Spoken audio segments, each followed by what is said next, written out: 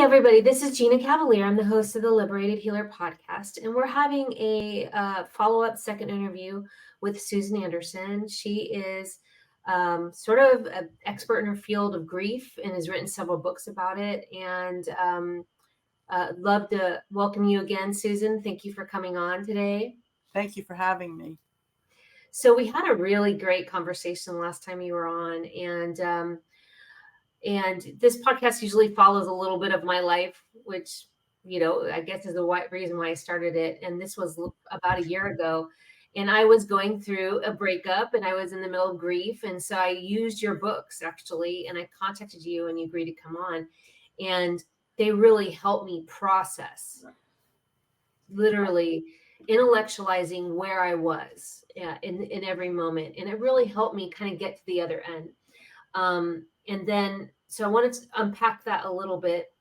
And then after that, I actually wrote and is getting published by the Swedenborg Foundation a book about healing suicidal thoughts and grief and for people left behind. So this is another secondary kind of part of grief where you've lost a person. So can we just talk a little bit about your history in this grief and an abandonment space that you're in and what you've been doing recently? And then get on to other stuff. Well, the thing that I zero in on, there's so much, it's a huge area emotionally. And I zero in on the primal abandonment wound, because what makes grief painful, what makes surviving someone else's suicide painful, what makes a person feel so much grief that they want to die is when you boil it all down and you deconstruct it and you look inside and you really get in there, what it is it's the primal abandonment wound that has just become, pretty unbearable. So when you go through a breakup, which we talked about last time, it's a rejection and it triggers primal abandonment that you've been harboring as a fear, and that's been expanding since infancy, because birth trauma, it brings you back to the core of fear. So that's what makes it so hard to cope with. And it also helps when you understand that, it helps you understand how to process it properly, how to get through it, and how to sort of forgive yourself for going through such a bad time. So, but the idea of grief is through breakup, through heartbreak, grief over losing your health, grief over getting older and losing your sense of future, grief over someone dying, grief over losing your pet, your profession. You can feel grief and really have it triggered in a very deep way over so many losses and so many transitions in life. And I've been more recently looking at the wide variety of things that can trigger that kind of a response. And it's so many different things. And as we unpack it, it's just very helpful to have these conversations and books such as yours, especially when you're in it, because sometimes it can happen so fast, like somebody has an accident and passes away. Or I just recently lost a friend to Lyme disease within 6 months. She just was gone, and just a couple weeks ago. So it was very sudden. And so you're just all of a sudden, having a daily life, and then all of a sudden thrown into something, and you have to unpack it. So where do we go from here? Do you want to talk a little bit about some of the phases that people go through? Because I think I just love the phases. I know people say stages in books sometimes can, put people in a box and then get overwhelmed going, oh, what stage am I in? But of course we know we fluctuate between all the stages, right? But what are the first couple that we can expect that we need to get through? Well, yes. I mean, the problem with stages or phases is they're not these neat packages, and not everybody conforms to them. But I think we understood that from, our last conversation, and that the phases really, they're a little bit vaguer than stages, phases. So that makes it a little bit more acceptable. but they're an attempt to try to help people organize what they're going through, because the kind of process that you go through when there's a loss and you break a connection, you break an attachment, and you're dealing with loss, it begins with a feeling of shattering. That's the beginning moment of the connection is broken, and it can happen so easily. You could be in a relationship, one date, and you can feel, oh, I think I've met somebody, and I think I see a future here, and the person can fail to return your phone call, and you can feel shattered because the dream and the hope that you had is now shattered. So that first stage, and when you're going through a major loss, it's a major issue, is shattering. It's when you realize that the thing that was about to give you security, that gave you a sense of future, that gave you a sense of you knew where you were going from here, or thought you did, that stage is universal and it is shattering. But when you feel shattered, it automatically leads to withdrawal. That's the stage 2 or phase 2. You sort of overlap into withdrawal, and you feel both shattered and withdrawn at the same time. But the withdrawal refers to you're now missing that person. You need that person, or you need the idea of that person, your friend, for instance, the idea of that happening. You want to go back to the time when Lyme disease couldn't suddenly take a person's life away. You want that time back, and you can't have it. So you're, in withdrawal for that day of innocence when you didn't even think such a thing could happen. So you go through shattering, and it immediately leads to a yearning for what you've lost, wanting it but not being able to have it. And when you're talking about a relationship, if you've lost a relationship through death or rejection, it's a lot like heroin withdrawal. You really crave that person, that connection. But instead of craving a drug, you're craving the love. You're craving the connection. So the body, the opioid system in the body, the same biophysiological processes that happen when you're in withdrawal from heroin or morphine are going on. It's different, but you can really experience flu-like symptoms when the relationship is important enough and you're in withdrawal. You can be nauseous and queasy stomach and feel like you're dying. It really can be just like heroin withdrawal. And then because you're in withdrawal, the next phase comes naturally from that. So there's a directionality to the phases. So you're shattered, then you're in withdrawal, and now you're in what's wrong with me? What have I done to make this happen? Why am I so naive that I didn't see it coming? Somehow this is my fault. If I were more powerful, I could have prevented the death. I mean, this would occur, especially in the case of a suicide, that we all think that we could have prevented that if we had tried harder. But it's true in rejection. If I hadn't been so inadequate, I wouldn't have been left. But it's true in a death from an illness, that somehow that makes me so powerless that I didn't see it coming and that I couldn't prevent it. So there is, from shattering to withdrawal and wanting the person, to then feeling somehow powerless and responsible in some way, and feeling our own self-esteem suffer for it. There are many reasons that self-esteem, that we beat ourselves up and feel insecure for a while. And one of them is that the relationship may have been giving us some security and we lose it. So that source of security has been ripped away. But the bigger reason has to do with a sort of a feeling that we're powerful and suddenly we realize we're not.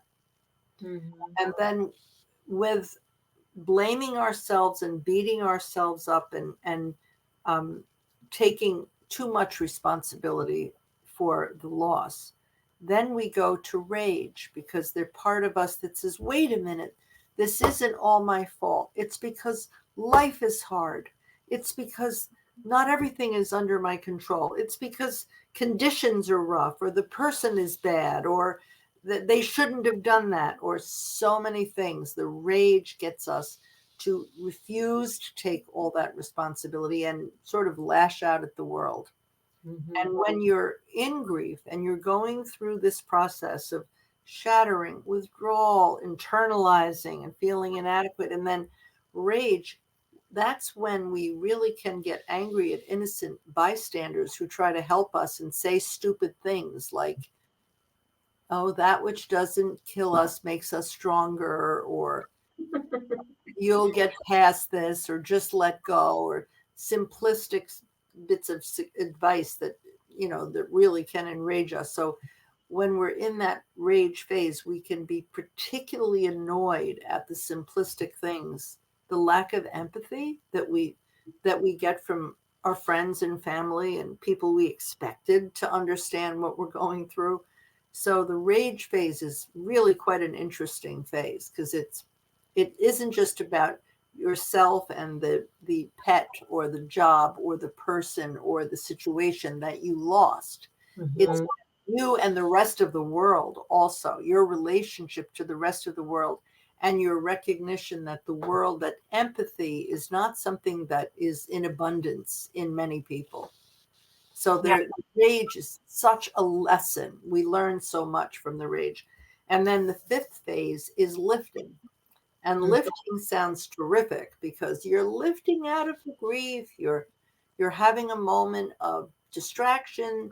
You're with someone who's said something very amusing, and you find yourself laughing, and you're so relieved that you're still human and you can still laugh and you can still enjoy the beautiful flowers and the sunset and so forth. And so you lift momentarily out of the grief, and that sounds lovely, and it is, of course, a wonderful thing. But you can lift too quickly. You can lift and become disconnected from your emotions and fail to take them with you. And what happens with that is, when you see someone who's sort of an overlifter, they're too good at lifting. You see someone who's become, detached from their own emotions. They're emotionally unavailable. They're, sort of a little shut down, or even a little shallow or superficial emotionally. So when we lift, we want to make sure that we lift, but that we lift with all of our feelings intact, because every one of the feelings of grief is valuable. And those feelings are all um, valuable, helpful, instructive experiences that we can grow from. And they Yeah. make us human, and they give us a Velcro surface, like a sticky surface that allows us to get close to each other, because we have feelings and it hurts. And we can, enjoy the warmth of other people and let them know. So it gives us a sticky surface for making connection to other people. And we don't want to forfeit that opportunity to become more connectable to other people, because we don't know how to handle our feelings. We want to be able to take our feelings with us and use them constructively. Whew. I always get all emotional when I talk to you, because we all we've all gone through this, every single person. And it's sometimes you forget, especially if you're having a conflict with someone, that we are all made up of these difficult storylines, and maybe if we could be a little bit more aware that every single person you've ever run to has had this happen to them, and on repeat. It is like, it's just our life, right? um It helps to look at every single person as someone who has an inner child yes. and a vulnerable center, even if they do not show it. Like, Yep. you could be in New York City in a subway, and a transit worker who's tired and annoyed because they've been pestered all day and they have a lousy job and they're working in a dungeon and they're underpaid and, disrespected all day long. And that person can be gruff. But when you have to say, excuse me, what train do I take to get from 42nd Street to, when you have to ask a stupid question, you have to understand that person has an inner child. So when you relate to people, you might not be able to convert them into warm, fluffy people, but you can talk to them with empathy and without having to hear the whole story of their lives. You can still understand that every person has an inner child. Every person has a storyline, as you put it. I think it's a good thing to remind us going into this political year because, you know, I, these conversations are important if we can just kind of pull out of the hate. Even like you have your one person you want to be the leader of a country, and that but that doesn't. I'm just saying that there's a person on the end of that. You know what I mean? And we're throwing all this hate, and I feel like that hate just when and then just kind of gets out into the ethos. And then when you have like something triggering, like you lost a person or a job or something, it is a part of all this breaking down, and it really hits us, and Yes. Well, I love the fact that you bring up the political problem, because our country is in such a schism. People are at opposite sides. And so that's our challenge, is to really, with compassion, understand we may have the opposite viewpoint as the other person, but they are a human being, and they have feelings, and they are genuine and sincere about how they're seeing things, just as we are. So it takes, it's a challenge, but it is doable to have love and compassion for people who are at the polar opposite of the way that we see things. So it's really a good example that you bring up. Because I always try to look at that person might be on the edge of something, even if it's something I really don't agree with. Like I really saw a violent piece of video that was at a political rally thing on LinkedIn, and it was violent. And I wanted to say something, but they said that's not going to do any good. And also, I don't know, maybe that person who's posting that, obviously they're in rage for posting. They're already in that stage of rage for whatever reason to even put that out. And now me just even saying, I can't believe you posted this or something, even though that's what I was thinking. I don't know. They could go and start doing a mass shooting, or I'm just saying it's like we have to really think what kind of energy, what kind of comment do we want to contribute to, because this person might be in a rage stage or a withdrawal stage, or they just lost their parent, or they just lost their child, or and just I look at that every time I'm going to post, and I almost 99% say nah or whatever. But now that I'm in the habit of doing that, I just automatically no, I have things that I need to take care of and do. But I like to bring it up because yeah, it's an important thing to bring up, because there is a lot of that. There is a lot of judgment that people are making, and that's wrong and so forth. But, we really can't judge. We think we can, but we don't know the whole story. We only know what we're seeing. And even if we're sure we're right, the other person has a right to be wrong.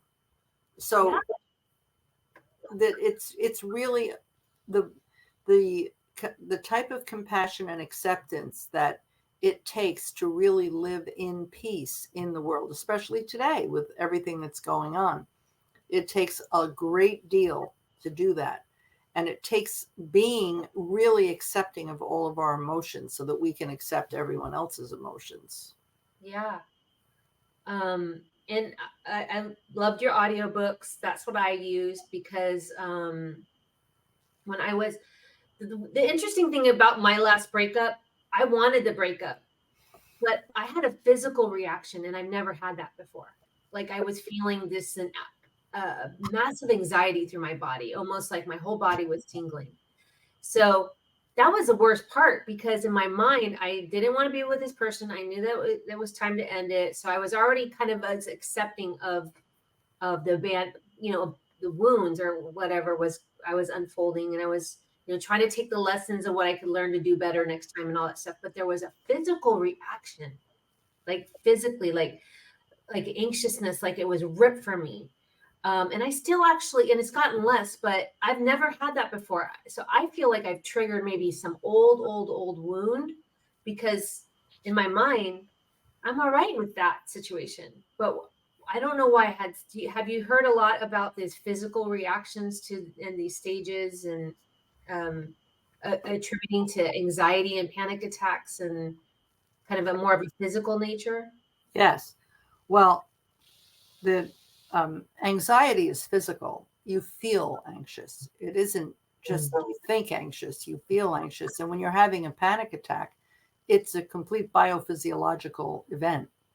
And there's something that before I became an abandonment uh, specialist, so to speak, I was a separation anxiety specialist. Perfect. Abandonment back in the 60s and 70s and 80s and 90s. I wrote the book in 97, and it was very, very hard to get the word abandonment put in the book and in the title. I had to fight very hard because it was a clinical term, and it was Freud didn't even use the term. I mean, it was a very unused term, but a term that was thrown around by several, theoreticians, separation anxiety. And separation anxiety is something you feel. It can give you a stomach ache. It can make your heart race. It can give you like chest pain. You can actually have chest pains, but you could just feel sick. Separation anxiety. I know so many people who have most of their separation anxiety is upon awakening. Somehow they wake up and they feel their heart is hammering, they're nauseous, they're scared, they feel sick. They just feel sick. And then as the day wears on, their rational mind, their positive energy wears it down.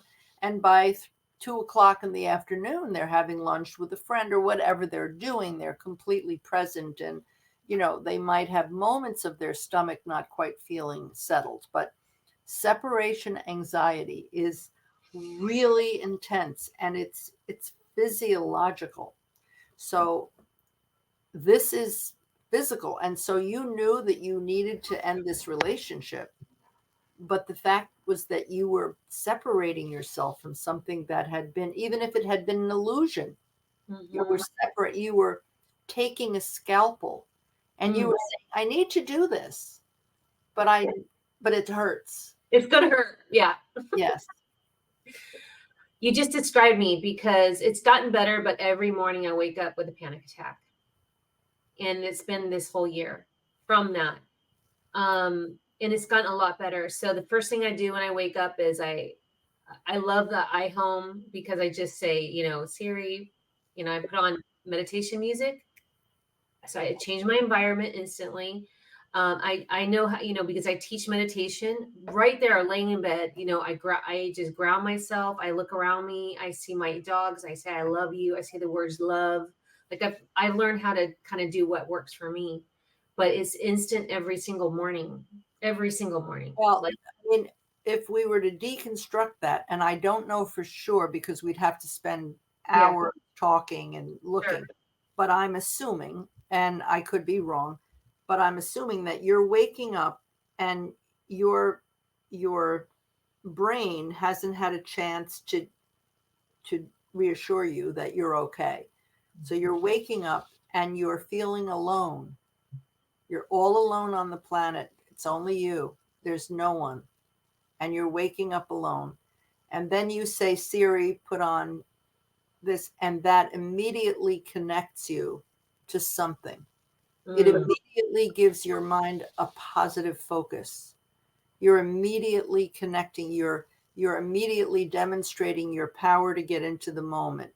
So you're waking up starkly alone, as if you're out in space and you're connected to the spaceship by, you're out walking around in space, but your spaceship is over here and you have this cable, and all of a sudden you're out there with, zero gravity, and it snaps and I'm alone. But then you get Siri to play, and now you're connecting. Now you're in, you are in the moment. you're able to use your ears, your mind. You can now feel the presence of something in the universe that gives you comfort. So you're able to self-soothe. I mean, that's my guess is what we Absolutely. And I love that we're talking about this. I know we're using me as kind of a sample, but there's so many people that are lonely in the world. Oh yeah, this is not about you, it's about you and me Yeah. and so many millions and millions and millions of people. Yes, Even this when is you normal don't human stuff. even when you don't have a specific life event that's going to throw you into abandonment, you could just be lonely. You could, and you see people that will say something online, or you just walk it with, you could see it with their head down, and and they just, and the world is so separate, and with the technology, a lot of times we have a hard way of connecting with people one on one and feeling the tribe. Our tribe is getting smaller and harder to connect with, and so I really like that we're talking, because we don't want people to feel lonely. you know? Well, our society has changed so much that it's amazing that we don't hear more people describing those feelings that we're talking about. They have them, but there's shame, so they tend to, they don't realize that everybody's having them, so they tend to keep theirs quiet. But the fact is, we used to live just 100 years ago or so, maybe 200. We lived in agricultural societies. In our house was our, you know, 4 kids. We needed them so they could till the ground. And our aunt and our grandparents and our other aunt and the uncle, and they're all living in a house. And we're like crowded with people. We can barely find a place to sit down at night and knit to make the clothes to wear the next day. I'm maybe exaggerating, but I think and now that's not how we're living at all. We're living in our own little units. We're very isolated from one another. Um, we have this concept of tribe, and it's not easy to find members of your own tribe, so to speak, because it becomes an idealistic thing that no one matches. No one's quite connecting, and there's all this sort of alien space that we're sort of misunderstood, that there are people who don't get us. There's all of this is the whole society. People are looking to connect, and it's almost impossible to find a quality connection that makes that feeling go away. So most of us are coping with a lot of aloneness, a lot of disconnect.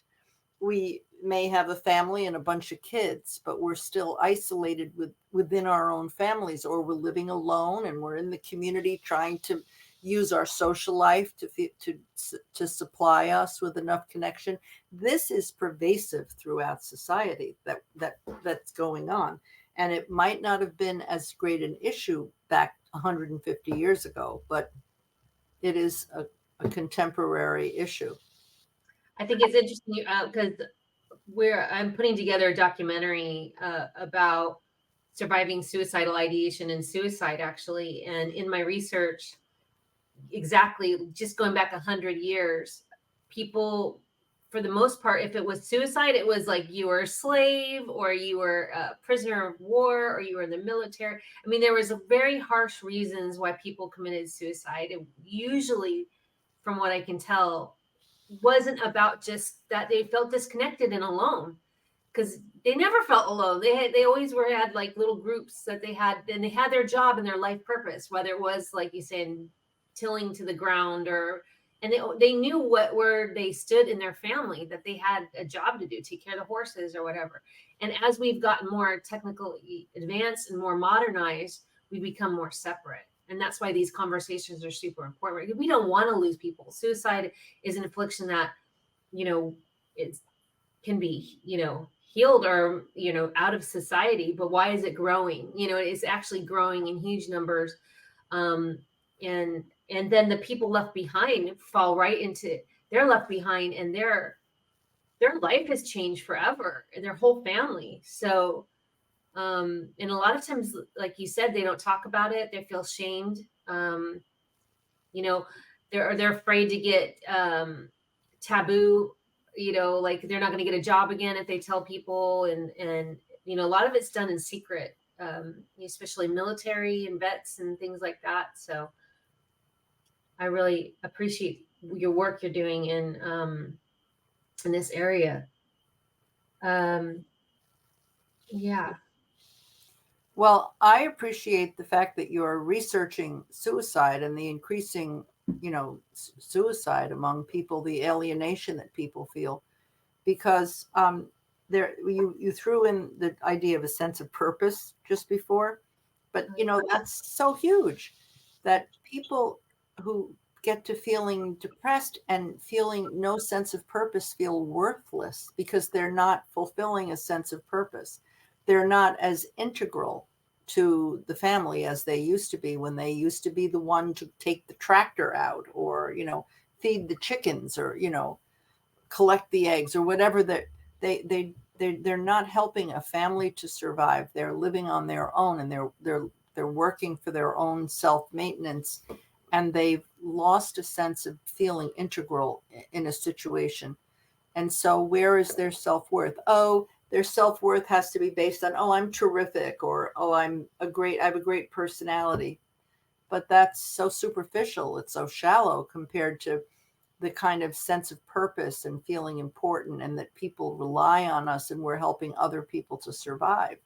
That becomes a real anchor for living. And when you lose that anchor, your reason for living is dependent on how you feel about yourself and how you feel about life. And if you throw the feeling of shame in there, then you're really feeling pain that becomes unendurable. Shame says, oh, there's something I'm missing. I'm missing the boat here. There's something remiss in me. I'm not like other people. I don't have true value. I'm not enough. I'm just not enough. There's always been something fundamentally wrong with me. Every human being feels that shame. We all have that. It comes from early childhood, like infancy. It comes from when we were crying to bring mommy to the bedside and she didn't come, and we feel powerless. We all have those feelings, but people who get themselves caught up in a situation in life can actually listen to those feelings and think that they really are missing something, that they really are inadequate, that they're really not, they're not connectable, they're not keepable, they're not worthy of connection. And that's just not true, but they feel it, and it feels very real. That feeling of shame, of feeling ashamed of the lack of power that you have, the lack of worth, that shame makes the aloneness, or the feeling of despair, or whatever it is. I can't find a job, or someone broke up with me, or whatever. That takes that feeling and compounds it and makes it unbearable. And it also makes the person feel free, as if they're not really destroying anything valuable by destroying themselves. So, and then they want to leave. They want to leave so bad. And they feel like that's a great answer because they just, nobody understands them. They don't have a place in the world. And, in my book, in the way that I healed my suicidal ideations was two main things. Was I learned how to love myself as much as I loved everyone else. And that was hard because I loved everyone else but myself, because I was giving them so much love. I was like, if I give them all my love, they're not going to leave, because I had abandonment issues like you have in your book. Then they would leave, and then I'd be like, oh, all upset. And so now I just give myself all that love first. I dish it out to everyone that deserves it and has equal balance now, and we have good I learned how to do boundaries and everything. But I learned how to love myself. And so when a negative thought would come in, like, you don't deserve to be here, I go, oh, that's the old Gina, bye. And it would just go away. I learned how to do that. Well, I got into the field of studying abandonment because I had my own abandonment. And that's what happened to me. I was in this beautiful relationship for 18 years, this marriage, 18 years. And I was giving this person my love, and he still threw it away. My love, I mean, he wasn't just getting me, he was getting love, Mm, devotion. I had him on a pedestal. I mean, and he supposedly had me on a pedestal. How could I give someone love, something so valuable? And even that's not enough to keep me. So that was so devastating that it motivated me to write the book. But you know what you bring up about giving someone all your love and doing all of this for other people, to be sort of a cliche, codependency. But the codependency involved in our lives is that we learn how to give more than we get because we're giving everything to the other person in hopes that they will give back. And we're trying to make ourselves valuable. If I do too many favors for you and I'm giving you everything, what I'm basically saying is I'm really not that valuable. So I have to make myself more valuable by giving you a lot of stuff. But then you, now that you're receiving all this stuff from me, you're kind of seeing me as overcompensating. So you kind of see me as a little less. And now I'm getting less from you. So when you have a habit of giving too much of yourself, and those of us who are loving people tend to do that. mhm. When you have a habit of giving too much of yourself, you're robbing yourself of an opportunity to have a mutual relationship.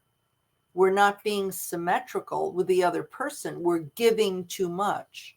So if you and I were in a codependent relationship and I was the codependent one, and it's your birthday, I'm liable to make your birthday the biggest event on the planet. But then my birthday comes along, and basically I have kind of communicated to you that I'm not that important. And don't worry about it. No, that's okay. I don't need that, and you forget my birthday. So when you are giving to the other person, it creates these imbalances that then are so painful, and then we misinterpret them. We don't realize the part that we played in that, and we feel so hurt and so worthless, and it had nothing to do with that. It had to do with having a loving, generous nature, lots of energy, and we kind of imbalanced a relationship inadvertently. And there's a way to what I've also taught myself, I'm in my 50s, okay? So this has taken 30 years. I'm going to be 54 next week. So, and I'm living kind of in this phase of my life, probably since I started the Liberated Healer, which is about 3 years. So, really, this has been about 20 years of really a lot of self work. But what I'm really proud of myself is I've learned how to be supportive and not dump all my energy into that person, but still remain supportive. That's a good balance to have, I feel like, because I can still be present and be available and let them know I care about them without putting all my so that's why I can produce books and my art and the documentary and build and create my life where I'm in my purpose and feeling in my flow, but not miss out on the people. And I think that's also what your books teach me last year. You're the way that you worded everything contributed to that supportive nature of yourself.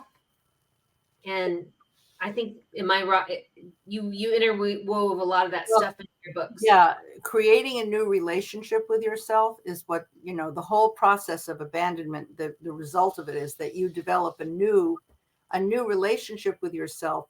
You give yourself love behaviorally, and then it's self-love. It isn't that you're saying, I love myself. That doesn't work.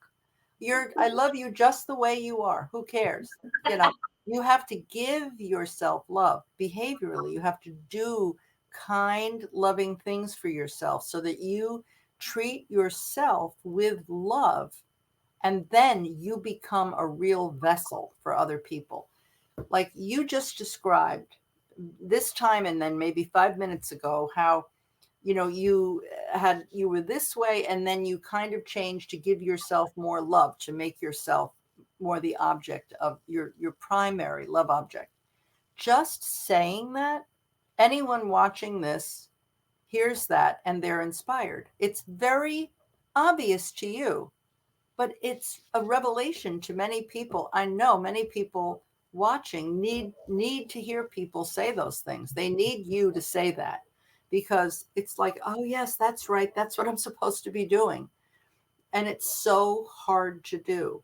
It is so, we are so desperate for connection all the time that we will give away a lot of energy that is meant to invest in ourselves and in being in our creative space. Yep. And learning how to say no, I've learned how to say no because and my life purpose unfolded through that awakening of my self-love. Now my life purpose came in and I said, oh, I have a voice. I like talking to people. What are my talents? And really, instead of forcing into other things that really didn't speak to my heart, like a corporate job or something, which not saying it's bad for somebody, but I started to really be able to dissect. I like this. I don't like this. I like this. I like that. And now I just started to every day take more tinier steps towards the things I liked and letting the things I knew I didn't like fall off. And eventually it got to a point where every day I get to do the things I like. And that's a miracle. And that's another way that my suicide ideation is gone, because I have so much to achieve now. And it's things I enjoy. I don't feel like I work anymore. And again, I'm in my 50s, so it has taken a while. But I'd love to shorten that time span for people if I could, and help them say, get to that life purpose a little further, because there is something that speaks to everybody's heart.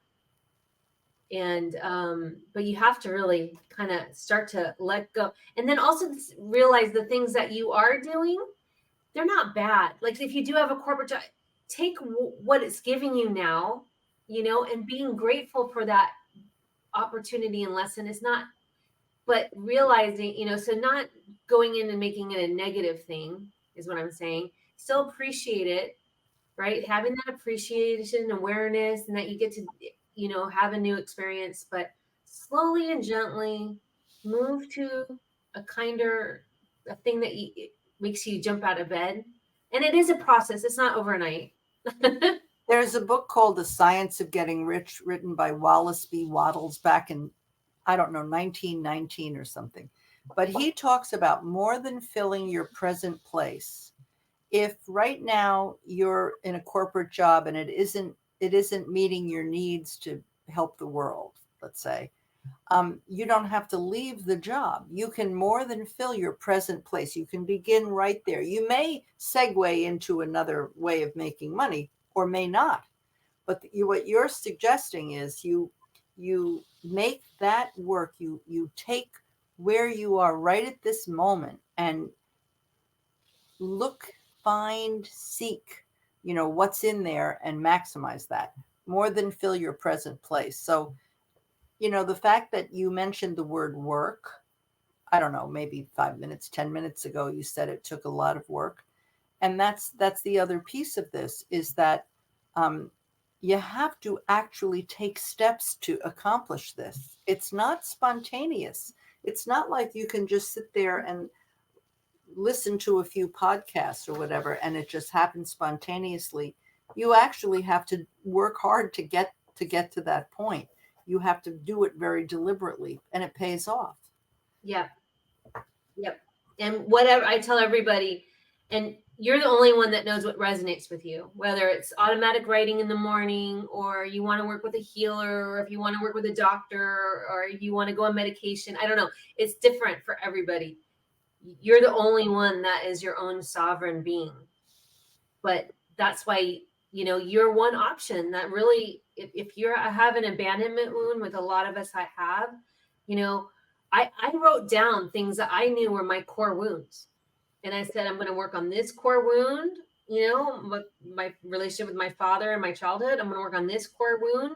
And I still have it listed in my, my notes section. And I actually kind of, when I feel like I'm kind of free of that, and I have gotten to a point where I've forgiven myself and others, I kind of check it off the list. It's funny, but I really am like, I don't need to work on that anymore. I don't even feel any attachment, because when that emotion, when you've rechanged that storyline and the actual emotion is gone, doesn't mean it didn't happen. It's still out there as a story, but the emotion is gone. You've Right? resolved it. You resolved it. You can actually resolve these things. Yes, you've gotten bigger than the problem.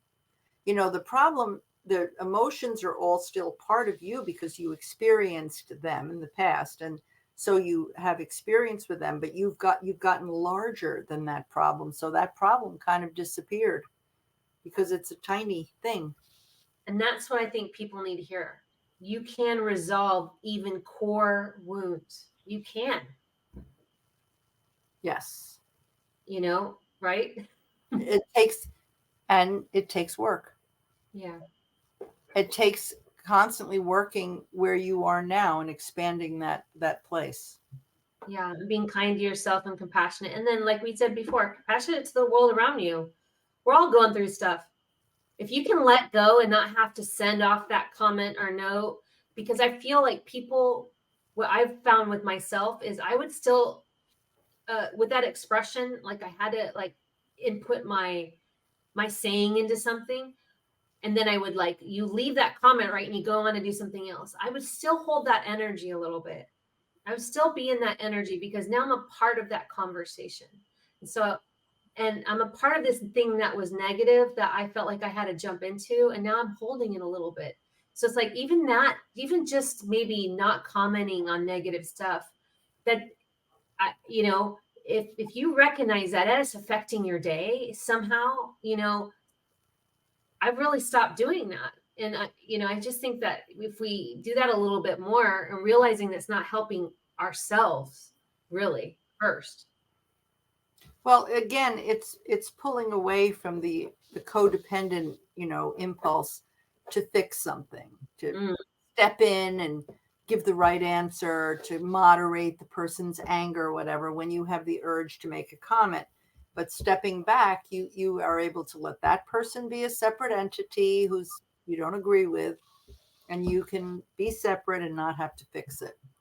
So it's very freeing. I like that you said the word moderate, because people are trying to moderate other people and then coerce them into their thinking, and then it's really all it is creating more shame and judgment and criticism. And like I said, you don't know where someone is. They might be on that's the last thing they can hear that day, and they're going to lay in bed and cry. Are they going to feel shame all night? Are they going to wonder how could they exit this life? And it's, and I would hate to think that my comment was the last thing that pushed someone to the edge, and that's kind of how we have to start thinking about it, because it's real. It does hurt. Words hurt. Well, I mean, the sort of the ideal way to go through life is to say that you're every day you will do your whatever you can to make the world a better place, to make life a better place for everyone, you and everyone else. So just spreading positive, energy wherever you can. So by pulling back, sometimes you can't change or fix or moderate somebody else's belief system, and you can't help them in that moment. But by not attacking them, by not commenting, you might at least be avoiding making it worse. So you've made the world a better place by not making it a worse place for somebody, because you simply can't know what the other person is that all about. Wow, that's such a great kind of thing to probably end on. And do you have any kind of parting words that maybe brought up that you'd like to kind of leave us with today? Well, I always seem to come back to the same thing, which is that when you go to improve something in your life, you don't have to fix it perfectly. You can just make the smallest change. It doesn't have to be that you used to be selfless and now you put yourself first. You don't have to go to any extreme. You all you have to do is improve that little tendency of yours a little bit, to be a little bit more self-loving, a little bit more self-regarding, a little bit more giving to yourself, a little bit more aware, a little bit more generous with yourself, just a little bit. And that can make all the difference in the world. all the difference in the world. Thank you so much, Susan. Thank This has you, been Gina. this is the Liberated Healer podcast, and I'm going to link everything in Susan's books and her audio books about abandonment. I've really found that they were really helpful for the things that I was going through at the time. Just wonderful, and the voice work really was very soothing and helpful to me. Really, when you're in it, and I can't recommend it highly enough if you've just lost someone or going through a really hard situation in your life, for calming and to take you to that next stage, because sometimes as we intellectualize what's happening to us, and that we do see that there are phases, and we can kind of understand that we're just in this almost ocean of emotion, and that it's going to be okay, and we're going to get to the shore. And raising up and helping each person as much as we can is why we're here, actually, on this channel and beyond, we hope. So thank you for being a part of it. Please like, share, and subscribe. Let me know if you have any questions. Gina at theliberatedhealer.com.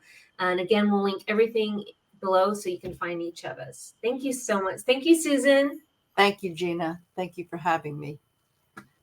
Much love.